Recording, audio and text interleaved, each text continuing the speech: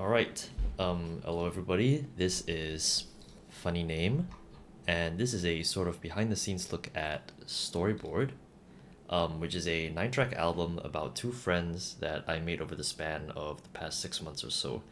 Um, by the time you're watching this, Storyboard should be out right now, barring any unforeseen circumstances, so thank you for listening if you have. This video is more or less going to be divided into two parts. The first being a brief walkthrough about some interesting tidbits in the production of some of these tracks, and the second being a chat about the creative process behind the project as a whole, which I kind of go through in the design journal for Storyboard that you can check out. But this is going to be me talking a little bit more about why the album is the way it is. I'll leave a timestamp for that if that's what you're interested in. Excuse me, I'm kind of been having like a month long cough, by the way, like a cold a month ago, and the cough hasn't gone away. Um, yeah, apologies for that. So for the project files, it'll be a bit of a long video if I do each track in depth, and they're all kind of a mess, anyways, because I'm not the most organized person when it comes to this kind of stuff. Um, but I am gonna just go through some of the interesting ideas that I thought were worth sharing, in case they weren't picked up, and they get lost to time or something like that. If you want a longer breakdown of these tracks, let me know though. I'll see what I can do. But yeah, starting off with the first track of the album, 1 Second Thrice. The vibe of this track was inspired by track 3 off of the Mitchell's versus the Machines original soundtrack. I believe the track was like called Home Movie slash Laptop Breaks or something like that. And I watched a bit of this movie, and that soundtrack kind of stuck out to me because the rest of the soundtrack is fun family romp, Sony Pictures Animations type beat. The film actually was made by Sony Pictures Animations, by the way, but besides the point. Uh, yeah. But track 3 off of that OST was a little bit more ambient. Had a little bit more of like pat synths and stuff. It was quite different. So that was like kind of like what I based 1 Second Thrice off of. Um, yeah. Uh, some interesting stuff, I guess. This second part of the track, actually, the one where we have the one with the two note like bass line, so literally just A and D, um, was actually the first part of the song that was made. A lot of this stuff with the piano and um, the resample, the kinetic treats plugin, which is kind of like a sort of like a melodic slash percussion plugin that's based off of like a lot of mechanical toy sounds. A lot of this stuff was made after all of this was like set in stone. Um, some interesting little tidbits, I guess, are the use of these choir voices off of this plugin called Expand 2, which is it's a paid plugin, but I got it free with the MIDI controller, or the Elise's MIDI controller that I got. And it's kind of nice. Has a lot of plugins, like a lot of plugins. Oh, sorry, not plugins, presets. So this is just two vowels. Got the ah sound and the e e sound. What is it actually? E, I guess. Yeah. This one was more directly inspired by that Mitchell's versus the Machines track, because that one also did have kind of choir-esque, not choir-esque, but like choir voices in there. And there is these guitars, or there are these guitars rather.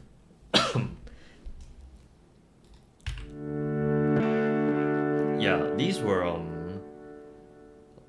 like stems that were sent to me by my friend Sylvester, who also has creative um, writing credits on this album because he helped develop the story.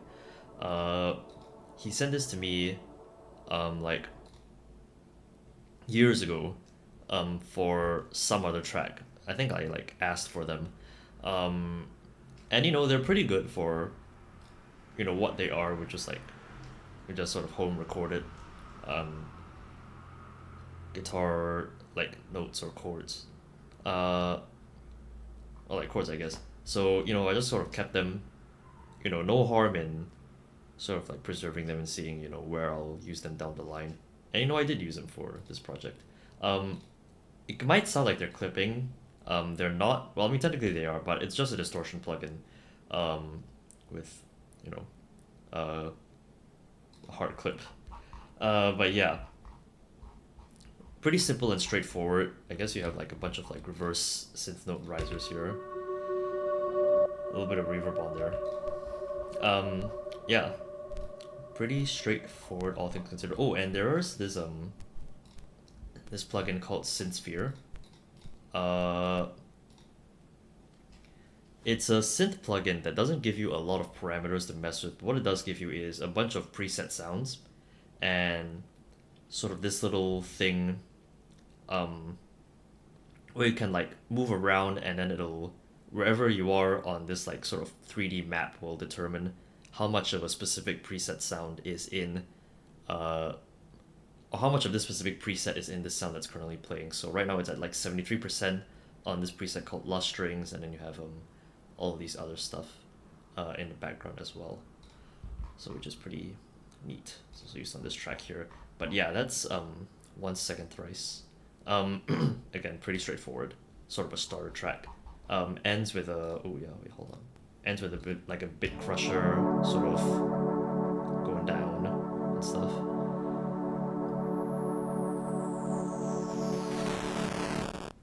Yeah. Moving on to the second track, An Average Girl. This is a little bit more complex than 1 second thrice. So, and this is a bit of a pain to make as well. Um, most of it, like most of the problems of this track, actually, we'll get on with. We'll talk about that a bit later. I just want to talk about like I guess the general inspiration for this track. This track was, inspired coincidentally enough, track 3 off of the Look Back OST. Uh, it was called like Hachi no Kisetsu, or something like that. And what it had like a snare drum line, sort of going on was the main percussion, for that song. So that's what I tried to replicate here. So I had this like drum line that I got off of Splice. Did a little bit of mixing. Um, I pitch shifted all of them down by like, or most of these clips down by -2 to get the timbre that I wanted, and then I just sort of chopped them up to add some um, different patterns and dynamics in the rhythm, and these cymbals had to be mixed. I had to have some additional mixing as well, because they weren't exactly like. It kind of sounds strange to me, I guess. Like, oh, oops. There we go. All right. Yeah. They didn't have a tail either, so like if you just extended it, the loop just like starts again.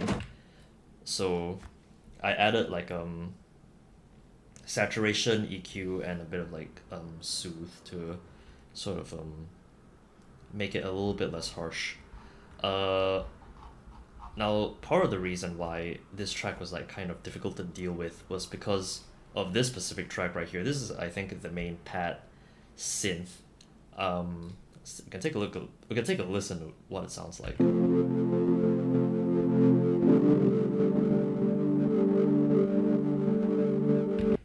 Yeah.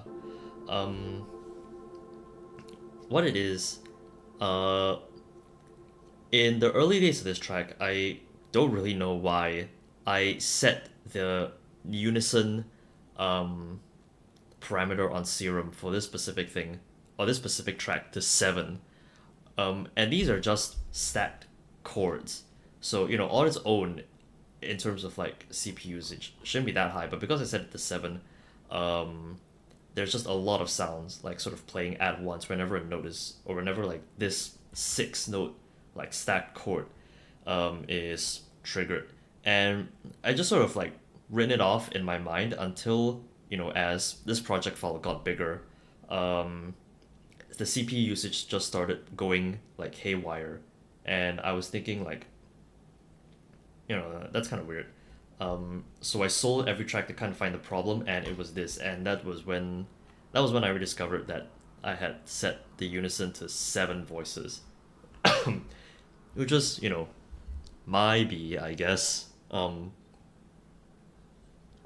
Yeah, uh, my fault, but I liked how it sounded, and rather than trying to sort of uh pull my hair and recreate the sound. I just thought, okay, I like how it sounds already.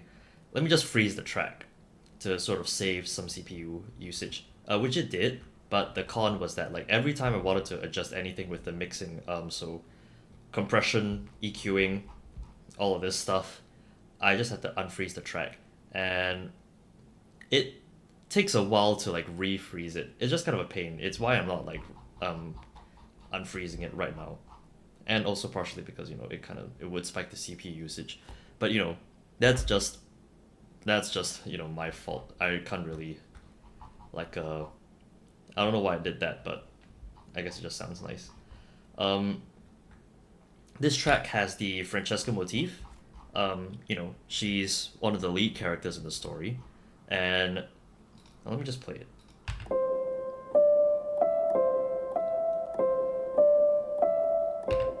Yeah, that's the main melody for this track, and it's the same motif that was in the first Francesca upload, her introductory video, 2 years ago.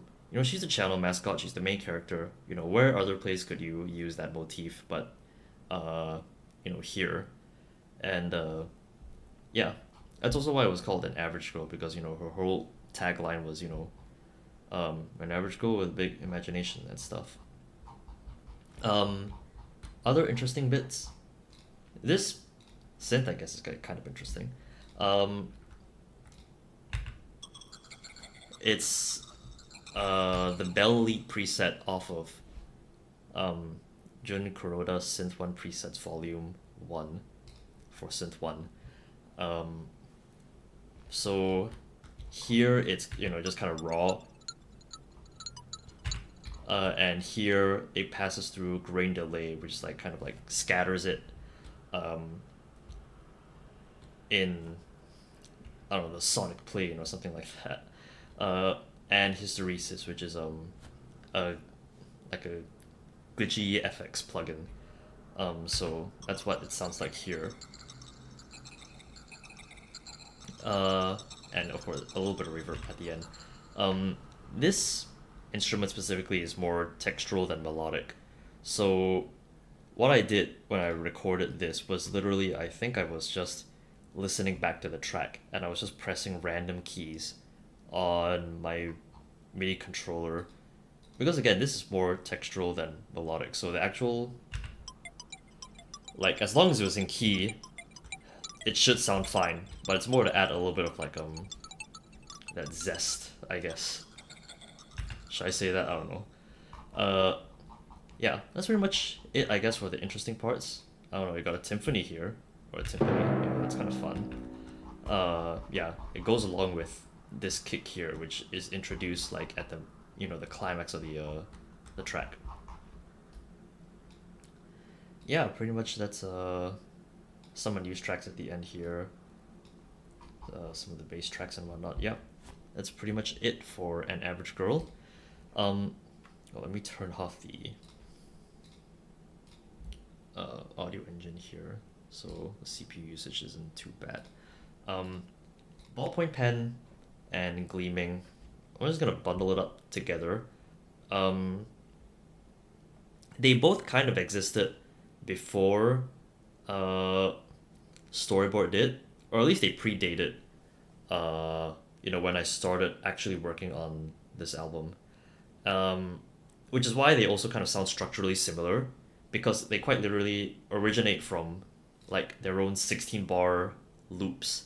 So the structure goes 16 bars with a little bit of like a stripped down like melody and chord progression, a bridge, which in this case, or in the case of Greatest Ballpoint Pen, is all of the writing sounds, and then it goes into the big sort of second half. That's a little bit more grander than the first. Um, the origin for the title, the Greatest Ballpoint Pen in its class, actually came from sort of a birthday gift that my cousin gave me last year. It was a Rod Ring 800, and in it he gave me, or not in it, with it, he gave me sort of like a personal letter. Um, contents of it is personal, obviously, but in it he did, as he was describing the pen, he called it the greatest ballpoint pen in its class. And I remember reading it and thinking, like, wow, you really, I gotta use this for like a track name or something, because you really cannot like ignore that, like kind of turn of phrase. Um, yeah, so that's why it was called greatest ballpoint pen in its class. And that's why it has all these, pen sounds and paper sounds. It was just me messing around and writing with the Rod Ring 800. A little fun thing here. It's just like, just sort of pitching the pen sounds in down by like a couple semitones.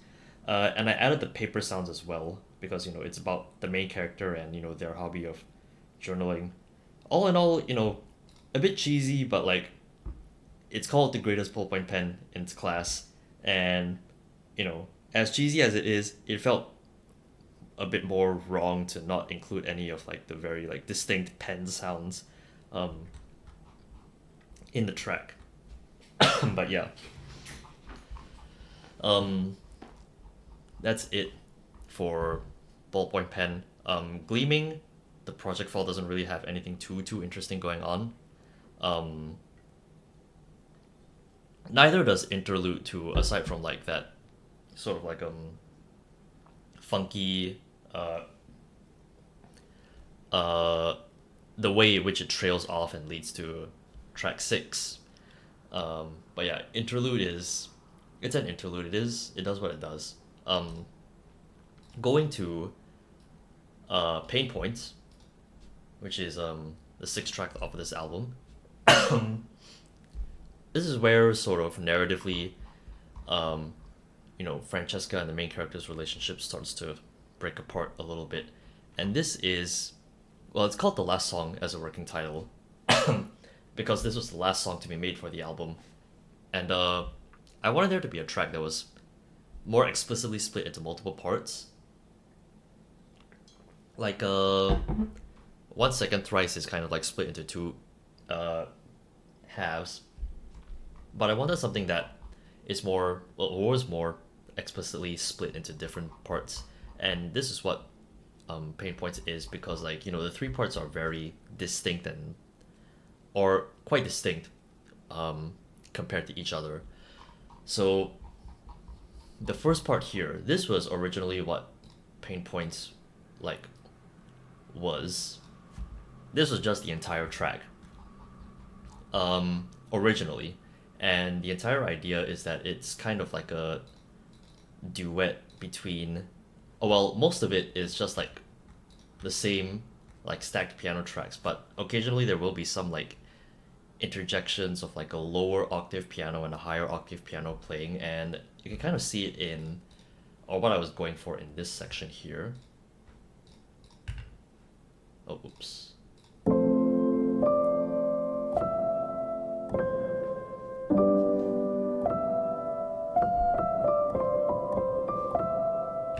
Yeah, you can kind of hear how it's like a sort of back and forth between a lower octave piano playing and a higher octave piano playing.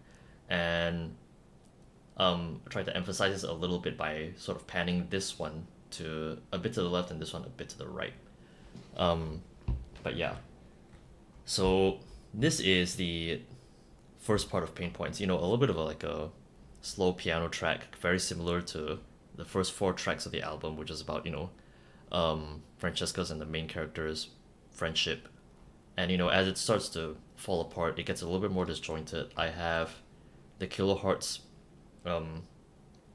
ring bot and ozone imager that kind of makes this like very glitchy sound.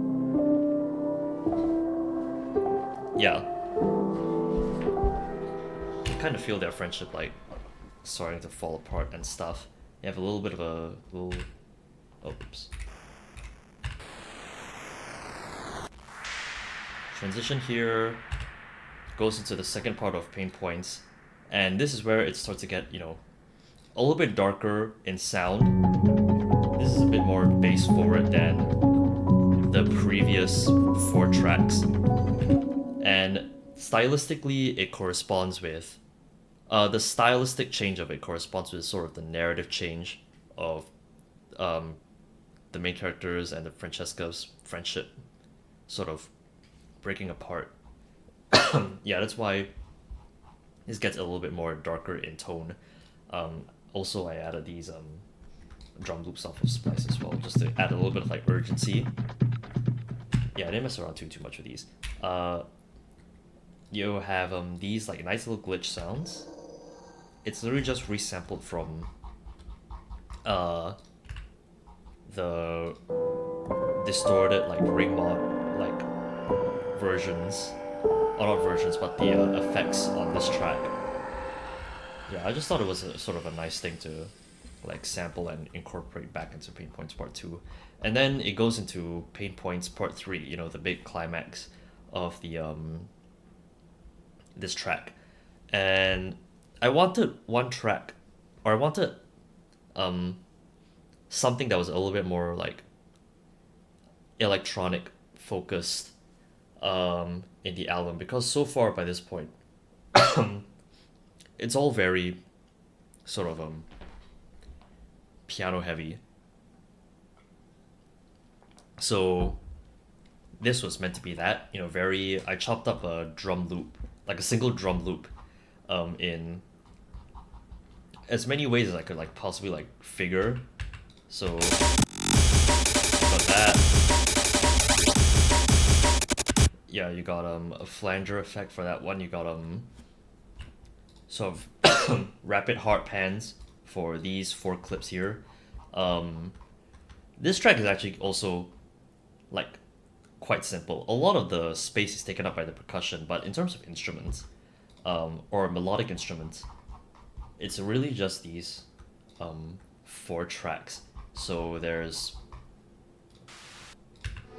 this. We have the bass here. The bass is... Okay, I'm not organized. The bass is like on top of the rest of these. Again, expand 2 with the choir voices. Yeah, so those are the only melodic parts of this, of Pain Points Part 3. A lot of the space is taken up by the drum, like, by the drum break. I had this neat little effect here, I guess I can show off. It's like a slowed down, I took a clip of this, I sort of stretched it. Yeah. Stretched it, put it through a pitch shifter, and put it through a flanger to sort of make this sort of like... Yeah, like a weapon powering up kind of sound. I thought it was kind of neat. I think I heard it off a virtual self track or something. Oh yeah, and I just reduced the stereo width of that. And then there's the kick and clap patterns. So, the clap adds a little bit of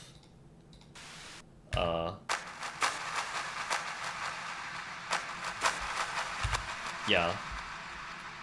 It's kind of subtle in the actual track, but like just adds a little bit to like the sonic like density, I guess. And then you have this snare. This snare actually is the exact same as this snare here, but it's just like sort of a reverb.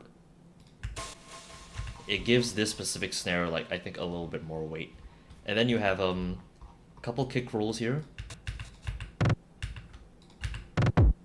Yeah. Um, Set it up in like a neat little like a rule of three kind of thing. You have the introduction, the reminder, and then the switch up here because the kick roll moves to the main kick track. And I just sort of increased it in gain with each like successive clip. Yeah. And then there's these sort of little funky glitchy kick sounds. Yeah. That's pretty much it for pain points.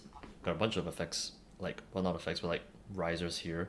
Um, what have we become? Track 7 doesn't really have a project file per se because it was a track that was, you know, very graciously given uh to me by my friend Ruben, aka Young Young. Um, what have we become is the oldest track off of Storyboard because he sent it to me 3 years ago, like 2021. Um, and I just sort of kept it in the back of my mind. He hadn't like done anything with that track, as far as I'm aware, up until that point. Um, so you know, while I was making or trying to come up with the track list for Storyboard, um, kind of like came up in my mind again, and uh, you know, I just gave an ask. Uh, you know, if you're not, or I asked him, you know, if you're not using this, you know, can I sort of put it in this album I'm making, sort of as like a little feature thing. Um, and I had to pitch to him the concept of storyboard as well, or what ideas I had for it at the time, and he said, you know, sounds neat, go ahead. And he did tell me about the meaning of this track to him though. Oh, sorry, the meaning that he associated this track with, which was that he made What Have We Become at a time when he was sort of starting to worry about things a little bit less. And I tried to incorporate that theme into the narrative place that What Have We Become has in the story, um, as the seventh track and the track that occurs right after the main character and Francesca have their little like like after they drift apart from each other. You know, track 7 is the part of the story where the main character sort of, you know, picks himself back up and, you know, starts to move on with the lessons that they've gained um, from their friendship with Francesca. And I thought that was um, about as close to staying true to sort of the meaning of What Have We Become um, as much as I possibly could. And it also did help that What Have We Become is the main instrument is the bass, and it kind of fits well with the bass heavy or the bass forward focus that Pain Points Part 2 and 3 have. So, you know, it seemed in my mind to make sense to put What Have We Become as the 7th track. But yeah, the whole track placement thing was decided like a little bit. Well, it wasn't so straightforward, but it just kind of landed like neatly into its spot.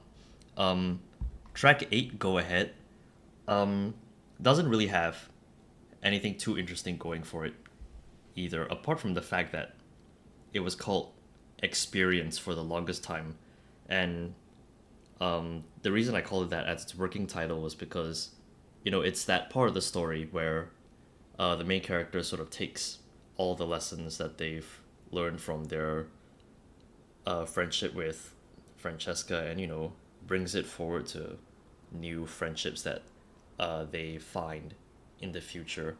Um, I more or less intended to keep the title as Experience, but I thought in that vein, like literally as I was writing it down on the physical like sheet of paper that had the illustration on it, I thought, you know, it kind of sounded a little bit too on the nose. Um, Go Ahead struck me as a slightly better title, I think, um, because of the gesture, like go ahead and stuff, and also to physically go ahead. Um, I don't know, maybe that's on the nose, but experience to me as a title, kind of missed the mark just a little bit. Yeah. Okay. Last track that I want to show off is Everything That Ever Happened and Everything That Ever Will. Um, this track is specifically a mashup, and I wanted there to be a mashup on this album, and the way. Okay, I guess I should explain some of the context behind this one. It was inspired by the last track off of Naki Naiko's mashup album that he released last year. Um, the track was, or the album was called 2 Years Worth of Noise, and the last track off of it was It Can't Be Helped, which is this like very sonically dense wall of sound. And how it was made, I asked Hambra Jeans about it because he did some of the, he was involved in some of the production of 2 Years Worth of Noise. I asked him how Naki Naiko had made it, and he introduced me to this plugin called Paul X Stretch. I think I can bring it up right now. Yeah, this.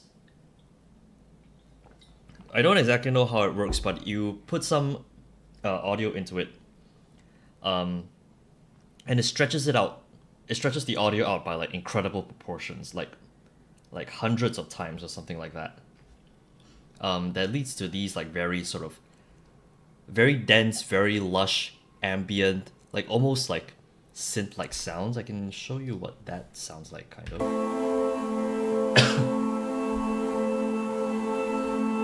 Yeah, that was how Naki Naiko made it. Made It Can't Be Helped, as far as I'm aware.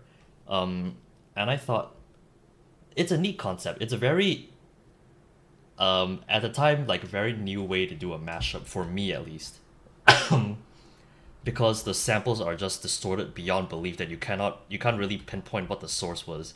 And I decided, that's a kind of a fun way to do a mashup. I want to try and do that for Storyboard, but I kind of wanted to make it a little bit more personal.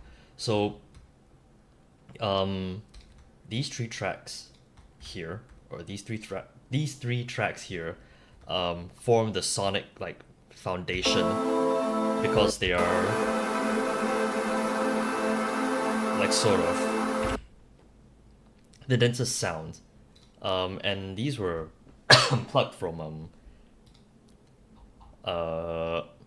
Home, which is a mashup by Hambra Jeans, and also Puzzle by Roundtable featuring Nino. That's the first half of this mashup. The second half is a lot of the motifs that I put in. Motifs has been, or incorporating motifs into mashups has been a thing that I've experimented with over the past few years. So I thought, okay, let's just do that as part of, making this mashup a little bit different. So this is Shelter's motif right here. There's Francesca's motif. You have a bunch of chords. Yeah, that's the main chord progression. You have this is the main, well, not main, but this is like a couple of notes from the start of Time Adventure, which was like one of the one of the songs in the during the climax of the last episode of Adventure Time. And then there's the main vocal chop melody from Hambra Jeans' mashup Home. And the thing is, like, this specific, or these two samples, I guess, I intended these to be the main sort of reference to HBJ's mashup, but I kind of realized as I was sort of producing this audio that, like, I'm not so much sampling his mashup as I am sampling Love by Asha. however you pronounce that. So okay, but I do like how it sounds. So I kept that in, and the main way that I incorporated his mashup was again the vocal chop melody, because that's his input into, or the way that he personalizes that mashup, and a little bit of interpolation as well. You have the guitars from 1 second thrice making their return, except I just added a bunch of stuff like beat repeat, it's like a sequencer, a bit of auto pan for this specific one. So vinyl makes it like more makes the audio more lo-fi, I guess, whatever that means. And auto pan here with the rate of panning and the amount of which the sound is panned, automated as well. And then reverb with Valhalla Supermassive and some EQing. And another interesting sound is this. It's sampled from Not Myself by... Okay, well, I don't remember who it was by exactly, but it was the theme song to the Fiona and Cake Adventure Time spinoff. So this is what like kind of sounds like without all the crazy sounds going on.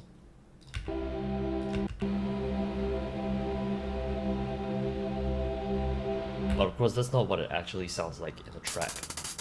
Oh, oops. Oh, whoa. Calm down there. I put it through Saturn 2 for some saturation. And I put it through Shaper Box 3 by Cable Guys. Only the volume like a shaper thing or shaper tool.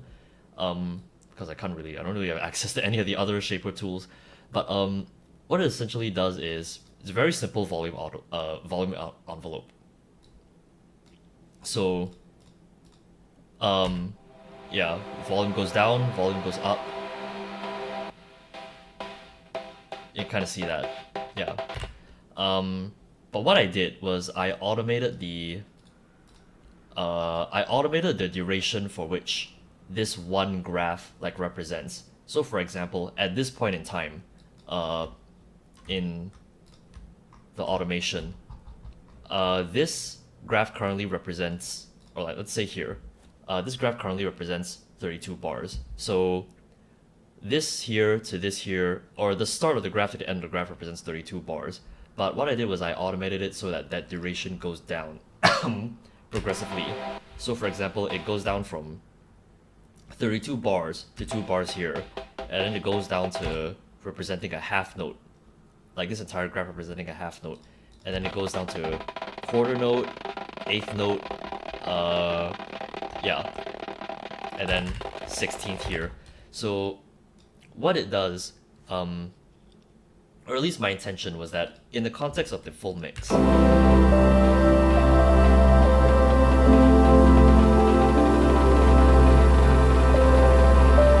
it's like a textural, sort of sawtoothy sound, and what it's meant to imitate is kind of like a gear, or like gears starting to turn, machinery starting up. Yeah, that was kind of the idea behind that. So goes into 16th notes here, gets a little bit subtler. It's kind of drowned out by everything else in the mix. Excuse me. Until come back here, most of the motifs are over by this point. The chord progression is over. There's only a couple sounds playing, so it comes back into the forefront. And when it does, you can kind of hear it start to slow down, almost as if like the gear that started at the start is sort of winding down. Yeah, that was the idea behind that. Apart from that, some of the other interesting sounds, there are a couple of like synthesized sounds. So you have like the basses here, it's literally just one note.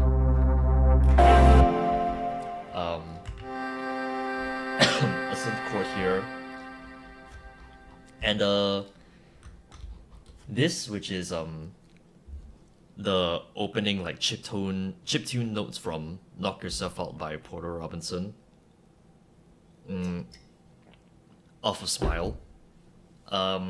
It's just put through grain delay, again, put through an actual delay, reverb, pitch shifter for some parts, adds a little bit of like movement. You can kind of hear it like here. Wait, hold on. Yeah, it just adds a little bit of movement. And then you have Ozone Imager. I think this was just to monitor the stereo width. And then MSED, which is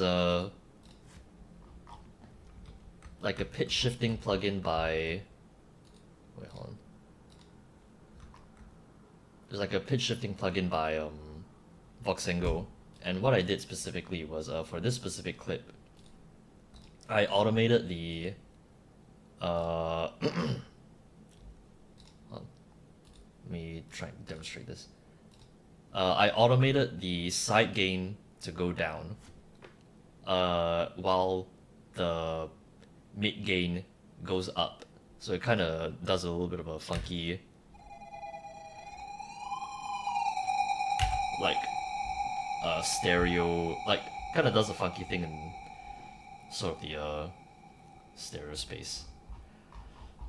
Or a great description of that sound. Yeah. And then you have this, which is sampled from a couple lines sampled from Still Want You by Brandon Flowers.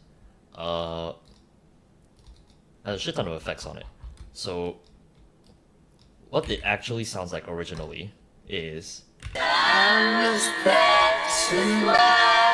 it's out of key, and the acapella isn't great. So added a pitch shifter to more or less get it through like around the correct key range. I added a Foreman shifter. Oh yeah, with the pitch shifter alone, it still doesn't really sound that great. I added a Foreman shifter, like preset, a vocoder preset, and I tapered off the highs a little bit. And that makes it a little bit better. It goes through a bunch of mixing plugins, a delay to sort of add, give it a little bit more space. So does the reverb. What is this? Okay, yeah. Reduces the width a little bit, soothe to sort of make it less sibilant. And then I have a delay here, triggers towards the tail end of these sounds, and then keeps going on until the next clip starts. And then a little bit more EQing, and this is the sound that it produces.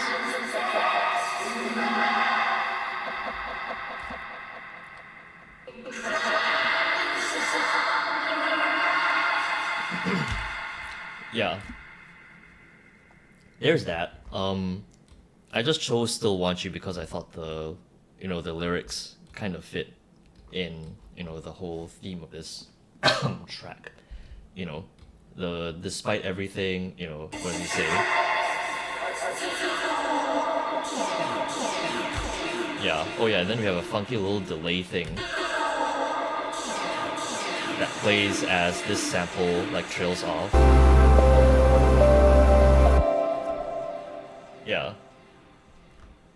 There's that, and then we have the big finale, which is a bunch of recordings and videos of all the moments I've had with like a bunch of friends over the past 2 years. Nothing personal. I made sure that there wasn't anything personal that came through these recordings, or at least anything that's like personally revealing. But yeah, I think this is what adds the most amount of meaning to this track. And this was taken off, or like the idea of taking like surreptitious recordings was like from Hambra Jeans and the ending of Be My Hero, where he he ends it off with like a voice recording of him and Shoopfex. and it's something that I kind of did a couple of times. Like throughout the past 2 years, I kind of been experimenting with like recording or real life recordings. I had it at the end of BND. I had a lot of real life recordings for that Bougainvillea Park remix. And yeah, this kind of felt like the uh, the logical end for this album for me. But again, I understand. I tried to be as respectful as possible and make sure that there was nothing that was personally identifying. To those who are in this clips, who are in these clips, if you know, you know. But like, again, there was nothing that um, was personally revealing, but it does, and it's stripped out of all context. But I think that also makes it a little bit more special for um, all of the people that all of the people who I want like to hear this album. Yeah, and then it ends with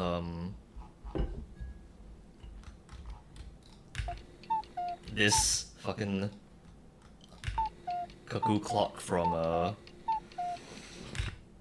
the Time Pavement like Azumanga Daioh character song, and then just a recording of me literally like getting out of my chair and uh you know getting out of my chair and leaving the room to sort of symbolize me like um in my head it's like kind of like me leaving the house to go meet friends and stuff. That's the that's the meaning I assign to it. But yeah, that's everything that ever happened and everything that ever will. Um, Working title was You're a Mashup. I thought it was kind of like a fun play on Shoot Vex's like You're a Puzzle, and and also references the fact that you are like a collection of all of the people like you cherish, which is like sort of the big overarching theme of this album. But in the end, I went with its current title, because I thought that fit a little bit more. But yeah, those were all the tracks. Where am I at right now in terms of time? At 47 minutes. Okay. Um, yeah, that was where I'm at for all of the tracks so far. All this was mastered in a separate project file. I tried to get them all within like -12 to -14 dB for like the final overall loudness, but I think as important was like trying to get them all to peak at the same loudness too. I had like at the start I had like a notepad with all the metering info that like this plugin called Yulin loudness meter was giving me, but um I don't know. Only worked for like a bit. After that I just started like sort of gauging it, the loudness with my own ears, just to make sure they were for the for the most part they were like okay. I think the hardest part was like having to fit Pain Points Part 3. Uh, yeah. uh, because this is like the loudest or like the most like sonically dense part. And so was trying to fit uh everything that ever happened as well. Uh, yeah. Overall, I'd say that the songs here aren't too terribly complex. I think Average Girl and Everything That Ever Happened might have been the only like two tracks to break, or the only two project files to break like 40 tracks. But I like how this album sounds. Um, or maybe that's just the amount of time I spent on this talking. Mm. But hopefully people vibe with the music too. I mean, uh, I don't know, man. I was just making minute adjustments to all the tracks, like right up until the final export on Premiere. Uh, and but I also really wanted this out like before the end of 2024. So I mean, hey, it is what it is. I just like how it sounds. I hope that the people who I want to like, I hope the people who I really want like to listen to this, like I don't know, kind of vibe with it too. That's about as much as I can ask for, I think. Um, in the end, if the music conveys, or at least for this album to me, if the music conveys an idea with strong enough conviction, I just think it works for the album. So that kind of leads us into the second part of this video. Um, I didn't really know what made like good visuals for this because I didn't want to just like keep talking in front of like a project file. So we can play this little panel montage, showcase the panels, the storyboard panels, because they look nice. So storyboard, I came up with this idea back in September of last year because I was kind of into the idea of telling a narrative through an album. And this was around the time I saw some of the Adventure Time storyboards, and I thought, wouldn't it be neat, if you combine that sort of narrative storytelling idea with a storyboard aesthetic, kind of tell a story through the music and a bunch of storyboard panels. So I pitched this idea to a couple of friends, and they seemed fine with it. But at the time, this was a couple months after I did all of my collections, which was a compilation of a bunch of original music I've done up until that point, and that compilation was released in April of 2023. So by September, I wasn't too enthusiastic about the idea of making a bunch of original music so soon. And this was also at a time when I was still serving a conscription, so I only had access to my computer on the weekends.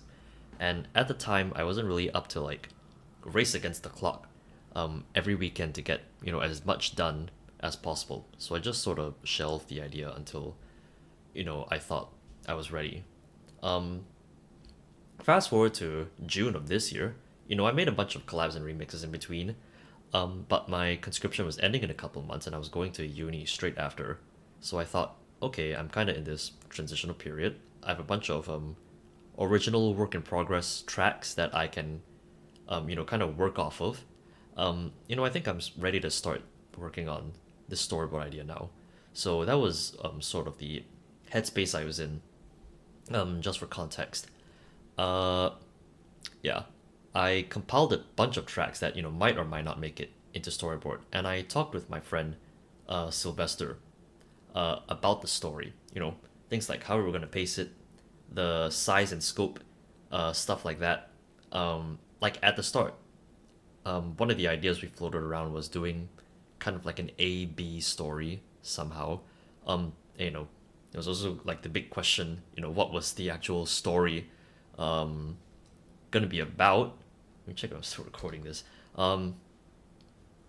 Yeah, and I sort of narrowed it down to a couple themes I wanted to talk about, like friendship, nostalgia, memories, that sort of stuff. But I wasn't entirely sure yet. None of it was set in stone. I knew that I wanted to make Francesca like a central character to the story though, because like she's the channel mascot, so I thought, makes sense. So July rolls around. Uh, I wasn't at home at for most of July. I was in another country for a military exercise. So, I don't have access to Ableton, so I took the time to craft out a story for each track, and the priority was to um, finish the story, get to the end and figure out just how many tracks I wanted, how many panels exactly there was going to be in total, and just like, how many panels each of the tracks were going to have. And when I think I reached the end of the first track, I landed on or first draft, sorry, I landed on 21 panels across 10 or 11 songs. And I sort of realized the problem I had, which is that it was going to be difficult to tell a complete three-act story without bloating the track list too much, a bit of a pacing issue. So when I got back home at the end of July, I was still like, thinking about this. Plus, I wasn't really satisfied with the story I came up with over the course of the month. It was very wishy-washy, very heavy on the nostalgia, um, which I wasn't really sure if that was the right call. Um, and it was kind of more cheesy than what the storyboard ended up being. Um, Also, it called for like a cast of characters, which is difficult because now I gotta like write for a bunch of people, and writing for characters I think really isn't my strong suit. So a lot of them I thought were just or had the potential to like end up being like flat. Um, I think a big turning point story wise was watching. Oh my god, was watching Look Back in August. And apart from the soundtrack, which I really liked, I liked how it though I liked the way that it sort of skirted around the developmental bit in the friendship between the two main characters, Fujino and Kyomoto, to really only show the important bits in their relationship. Um, and I think it actually shaped a lot of how Storyboard ended up being. Because the night I came back from watching Look Back, I made a decision to change a lot of things. So first off, I decided to just cut the idea of having multiple panels per song to just one panel per song. And this was also informed by the way HBJ made his mashup Summertime Strangers, where he also scaled back the visuals, um, and his story for that mashup to just 6 different frames. And to me, at least, I thought it strengthened um, the mashup because it really puts the emphasis on those like 6 key frames. Yeah. So obviously, there was also the story. I think the big thing for me though is that I wanted the central conflict of Storyboard to be more universal. I think that was my main problem with the draft that I had. A big insecurity I had about like this original draft was that the problems it was dealing with were very like easily dismissible. So I needed something a little bit more compelling that was more likely to be relatable, and more likely to be more experienced by like more people. Um, I also had to balance this though with the fact that I'm not like I haven't experienced everything and I'm not really qualified to talk about every issue. But after watching Look Back, I think it gave me the idea to really hone in on the friendship aspect of the story, which was how I got to the central conflict being like having friends or people you're really close to drift away for whatever reason. Another change was to shift the main character from Francesca to just someone completely new. Not cutting her out from the story entirely, but what would happen was that instead of having a cast of characters, it would be cut down. Excuse me. It would just be cut down to having to being a friendship between this new person, this new main character, and Francesca, um, which I thought was a stronger idea, especially because now you get to see Francesca from like a third person's point of view, which is a little bit more refreshing to me at least than having Francesca be the main character.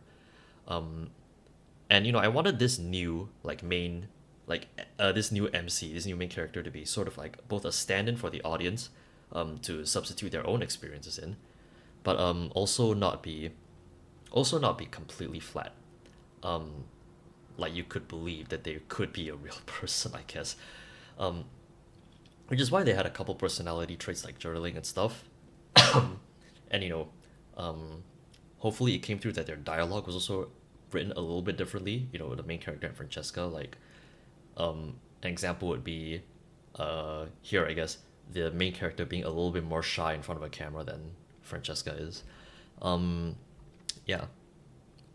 Again, big ups to Sylvester for helping me with uh, the story, especially with the dialogue too. And by the way, I hope the dialogue is readable because I don't exactly have the best handwriting. But yeah, again, big thanks to him for sort of um, trimming down a lot of the fat from the dialogue.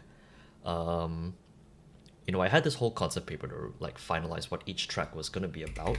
I can bring it up here. Hold up. Um, yeah, look at that. So yeah, um, I had this whole thing that was going to like um finalize what each track was going to be about, and things I wanted to explore and stuff, the references, um, and especially what each panel was going to depict dialogue wise, and obviously the art.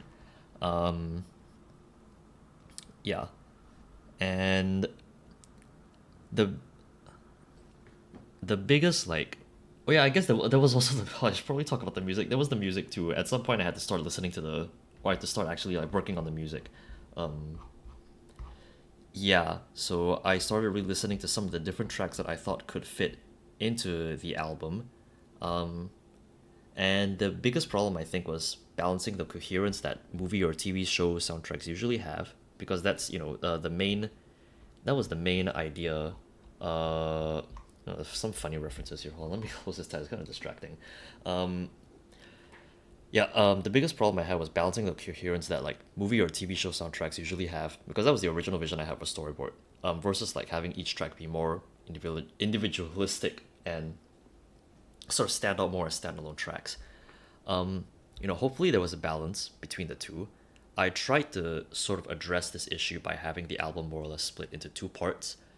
Tracks 1 to 4 take place before and during the main characters and Francesca's friendship, and the sound for the first half of the album is somewhat homogeneous, very feel good, dreamy stuff, very heavy on the lap, soft piano, utilizes a bunch of like Foley and IRL recordings, more so than the second part.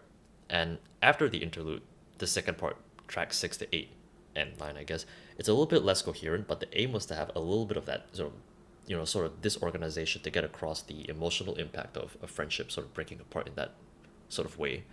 Um, I gotta talk about the art now. This is where I had a back and forth with my friend Ari, who was the artist for Storyboard, did all of the very amazing artwork that you're seeing right now. Um, I there really could not have been, I think, like uh anyone else who I thought could have done this. So um, yeah, I think it would have been Storyboard would have been lesser if I just shipped this off to if I just shipped like all the panels off to just like a commissioned like artist who I didn't know. And generally props to her for doing all this amazing art in the time frame that she did, because especially we're all busy with our own lives. Like Go Ahead was the last panel to be finished. I remember excuse me. And I remember like watching her do that shit live, dude. Yeah, it was great. Um, yeah, the well, I guess I should also talk about the process for these panels. Um, at this juncture, just for a little bit, um, all of these panels, you can probably tell by now, all done on IRL paper. Um, all done on IRL paper with pencil, scanned, um, at a shop. Um, yeah, and by the way, up until the point that they were scanned, it was kind of suspenseful, because a lot of the final visuals were not. I mean, there's the art, but a lot of like how the video was going to end up looking was going to hinge on how well these scans came out. But luckily, with a couple edits, they turned out the way they did, which was almost exactly how, like, I sort of pictured it in my head. Um, yeah. So yeah, I guess the last thing I can talk about, all the mixed media stuff. I can bring up the storyboard video. Uh, yeah. Hold on, I don't have audio routed to OBS right now, so unfortunately you can't get to hear any of this. But um, the not gonna lie, I was kind of on the fence for whether I wanted to do animatics and stuff for each track. Like I decided if I had to either do it, if I was gonna do it, it would have to be for all the tracks or none of them at all. To keep it consistent, and also because it would kind of be a bit weird to have certain tracks be quote unquote like special and unique, in that way. Um, but legitimately, I only made the decision to do them after I released An Average Girl as a single, which is why that and Pain Points, um, or like their individual uploads don't have any mixed media in them. Um, but a lot of them are like pretty simple, like little outline animations and stuff, um, stuff like that. Um, because I didn't want them to distract. Excuse me. I didn't want them to distract from the music or actual uh, drawings. Yeah. So that's more or less what happened with. Um, that's more or less what happened in the past few months regarding storyboard. Um, generally the only other big project I worked on in the past 6 months was the that triple S Girls Capitalism collab with Yorozuya, and that only took up like September, and everything else outside of Storyboard, everything else outside of that and Storyboard were little projects here and there that I kind of made to like um, detox. But most of my time spent in Ableton since June was working on Storyboard and tweaking it. Which like now that I think about it, 6 months isn't that long. Um, but like I've like I know cases of like mashups being worked on like longer than that, but not knowing whether or not it would come through like actually like happen half the time, and waiting for people to like actually like see it just made it feel kind of long. And also like a lot of my life has like changed in the past 6 months, like just like my daily routine now. So um there's that too. But yeah, I'm recording this video a bit before the main storyboard upload comes out, so I have no idea what the reception is gonna be like. Average Girl was received pretty nicely and got a little bit more attention than I thought it would. Well, I say that it got like it got like a few hundred views, but that's like pretty good in my book. I'm not gonna lie, you know. But I don't know if when the um, and I guess pain points not so much, but I just kind of thought it wasn't gonna get like that much attention. Um, but I just sort of chose those two tracks specifically because I thought they contrasted with each other and they sort of come from different turning points in the story. But I don't know when the big upload hits, if there's gonna be like the music is bland and the story sucks, which by the way, I hope people understand what the story is about. And my handwriting again too. But like yeah, those kinds of comments are like, this what a cheesy like thing to like make or stuff like that. Um those kinds of comments like just bring me down my pedestal. But if the people close to me enjoy it, I think that's good enough. Also, I don't know if anyone's gonna take a look at this walkthrough behind the scenes video and look at all the project files on here and be like, wow, look at that. What a mess you've made. And, it is a mess, but, too late to change that, I guess. Um, yeah, that's gonna be it. I think I've rambled on for long enough. So, thanks for listening. If you stuck through, and, also again, thanks for listening to um, Storyboard, for giving it a chance, especially if you, excuse me, especially if you listened it all the way through.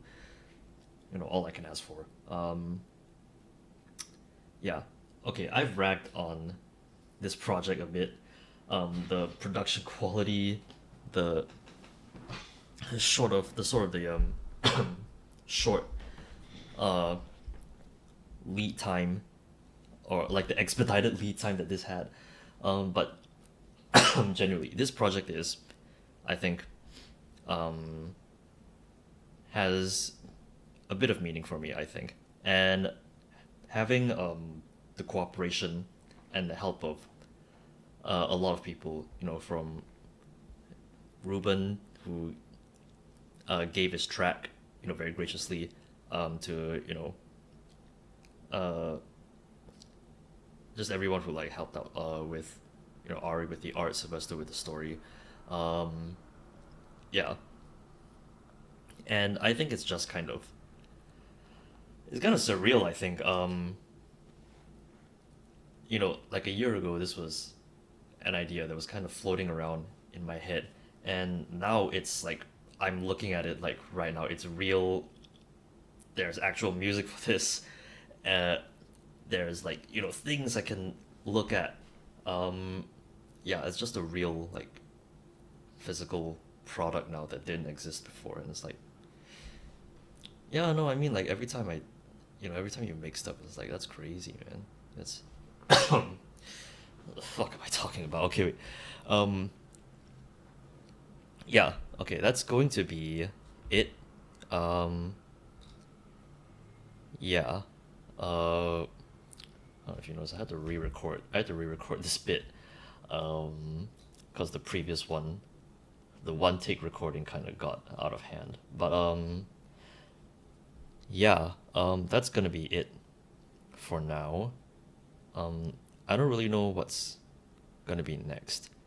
Um, Maybe it'll be good. Who's to say? Well, I mean, I guess I am to say because I own the channel.